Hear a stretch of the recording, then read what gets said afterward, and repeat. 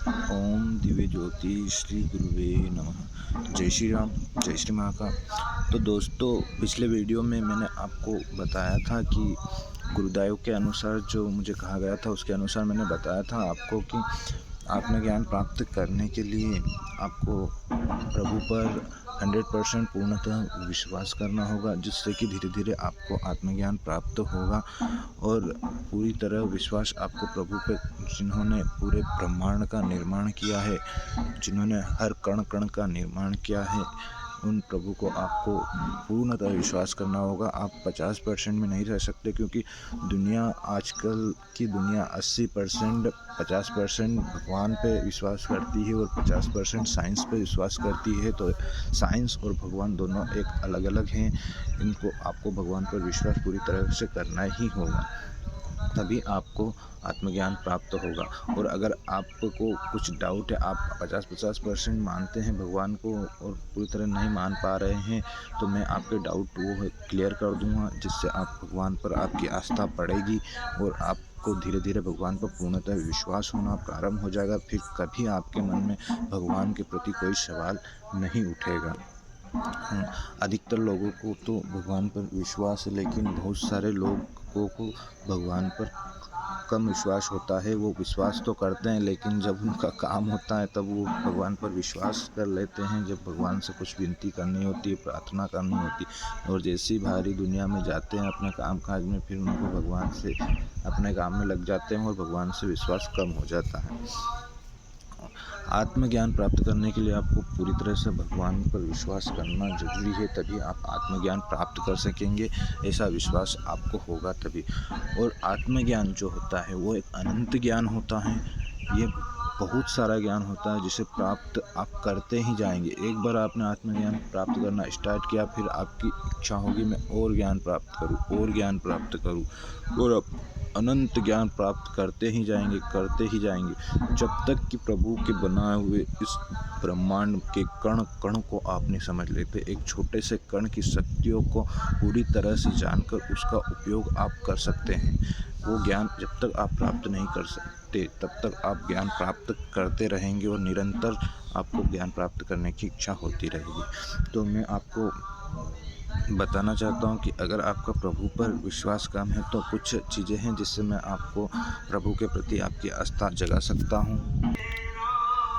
प्रभु के प्रति आपके मन में बहुत सारे डाउट होंगे, लेकिन सारे डाउट मैं वीडियो में नहीं बता सकता, क्योंकि बहुत ज़्यादा लंबी और बहुत बड़ी वीडियो हो जाएगी, और डाउट बहुत प्रकार के होते हैं। इसलिए वो सारे, अगर आपको कोई डाउट हो तो मुझे कमेंट में पूछ सकते हैं, जिससे मैं उस पर एक डिटेल वीडियो बनाकर आपको दे सकता हूँ।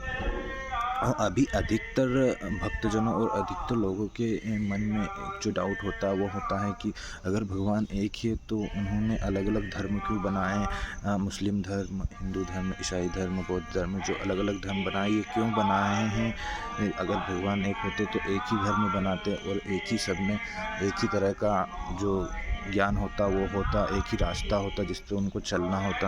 लेकिन सभी धर्मों में अलग अलग नियम हैं, अलग अलग कानून हैं, जिनके अनुसार वो उनका अनुसरण करते हैं। तो मैं आपको बता देना चाहता हूँ कि जो भगवान ने, शॉर्ट में बताऊँगा, आप समझ लेना। अगर कुछ डाउट हो तो आप कमेंट में पूछ लेना, मैं पूरी तरह से आपको बता दूँगा, क्योंकि वीडियो बहुत ज़्यादा लंबी हो जाएगी। जो अरब देश होते हैं, अरब देश में मुस्लिम धर्म हुआ क्योंकि वहाँ पर बहुत ज़्यादा गर्मी होती थी। वहाँ रेगिस्तान इलाका होता था, वहाँ पर खाने के लिए कुछ भी नहीं होता था। इसलिए वहाँ पे जो भगवान ने वहाँ पर जो जन्म लिया, जिस अवतार में, यहाँ अल्लाह जिन्हें वो बोलते हैं, वो उन्होंने वो परिस्थितियों के अनुसार सबको जीना सिखाया। एक पिता क्या करता है कि अपने बच्चों को जैसी परिस्थितियाँ होती है उस परिस्थितियों के अनुसार ज्ञान देकर उस परिस्थितियों में कैसे जीना है वो ज्ञान देता और सिखाता है।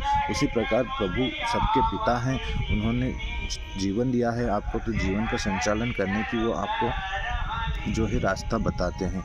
तो अरब देशों में, गर्म इलाकों में जब जीना मुश्किल हो रहा था, मतलब बहुत कठिनाई आ रही थी, तब प्रभु ने वहाँ पर जन्म लिया और सबको जीने का एक रास्ता बताया, जिसमें वहाँ पर वो ना तो गर्म इलाके में, रेतीले इलाके में ज़्यादा फसलें वगैरह, फल फ्रूट वगैरह पैदा नहीं कर सकते थे। इसलिए वहाँ पर जब प्रभु ने ज्ञान दिया, वो उनको जीवन को परिस्थितियों के अनुसार जीने के लिए फिर उन्होंने पशुओं को पाल कर, उनकी बलि देकर, उनसे भोजन ग्रहण करने का जो उन्होंने ज्ञान उनको दिया, क्योंकि वो अपना जीवन यापन कर ही नहीं सकते थे अगर वो बलि देकर पशुओं को नहीं खाते तो।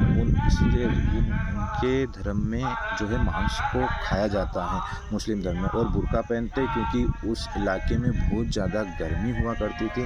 तो गर्मी के अनुसार प्रभु ने जो उन्हें रास्ता दिखाया कि आप धूप में रहते थे, इसलिए वो बुर्का पहनते हैं और मांस का सेवन ज़्यादा करते हैं। उसी प्रकार अगर ईसाई धर्म को देखा जाए तो ईसाई धर्म जो हुआ सबसे पहले बहुत ठंडे इलाकों में हुआ, बहुत ज़्यादा ठंड वहाँ पर गिरती थी, इसलिए उनके प्रभु जो ईसा मसीह हुए, उन्होंने जो रास्ता दिखाया, जो जीवन जीने की राह दिखाई, प्रभु एक ही है, लेकिन उन्होंने अवतार अलग अलग परिस्थितियों में, अलग अलग स्थान में, परिस्थितियों के अनुसार सभी को जीवन जीने का जो रास्ता दिखाया है, वो सारे रास्ते अलग अलग हैं, क्योंकि हर जगह एक जैसा जीवन नहीं जिया जा सकता है।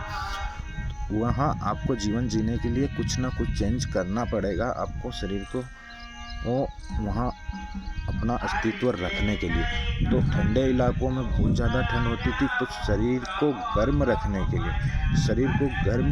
के लिए, आपको जो है वहाँ ईसा मसीह के मंदिर में शराब चढ़ती है, और शरीर को गर्म रखने के लिए वहाँ पर जो अवतार हुए, उन अवतारों ने ये रास्ता उनको बताया कि आपको शरीर को गर्म रखना पड़ेगा, जिसके लिए आपको इसका सेवन करना पड़ेगा, और थोड़ा थोड़ा शराब के सेवन करने से आपका शरीर गर्म होता है।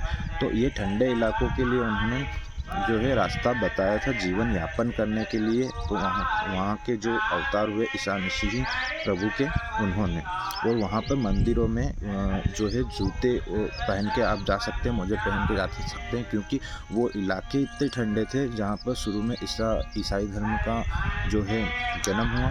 वहाँ पर इतना ठंडे इलाके होते थे कि लोग वहाँ पर जूते उतारना पसंद नहीं करते थे, इसलिए मंदिर में जो है आप जूते सहित वहाँ पर जाने का जो नियम है, वो भगवान ने ऐसा ही रास्ता उनको बताया था, जिसलिए वो आज तक उनको फॉलो करते आए। लेकिन आजकल क्या हुआ कि सारे धर्म एक दूसरे देशों में चले गए, वहाँ पर जाके अपने अपने धर्म के अनुसार रहने लगे।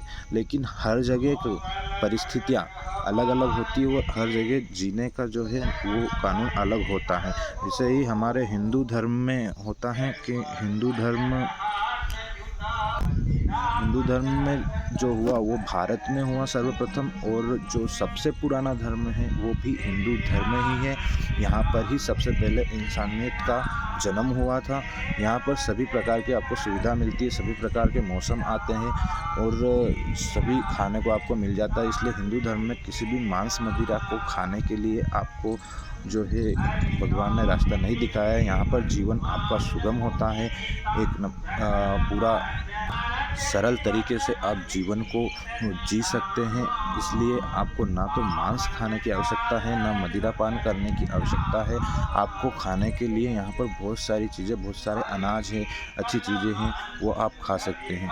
क्योंकि गर्म इलाकों में जो है पचावट बहुत जल्दी हो जाती है, शरीर का तापमान ज़्यादा होता है, इसलिए वहाँ पर मांस खाने से उनका जो है शरीर संतुलित रहता था और ज़्यादा दिक्कत नहीं आती थी। लेकिन अगर ठंडे इलाके में और यहाँ पर स्थिति में आप भारत में अगर ऐसे संतुलित माहौल में अगर मांस खाएंगे तो फिर आपको दिक्कत आएगी, और आपका शरीर जो है संतुलित नहीं रह पाएगा। उसमें तरह तरह की दिक्कत आएगी, क्योंकि पूरी तरह से आपका शरीर जो है पचावट नहीं कर पाएगा।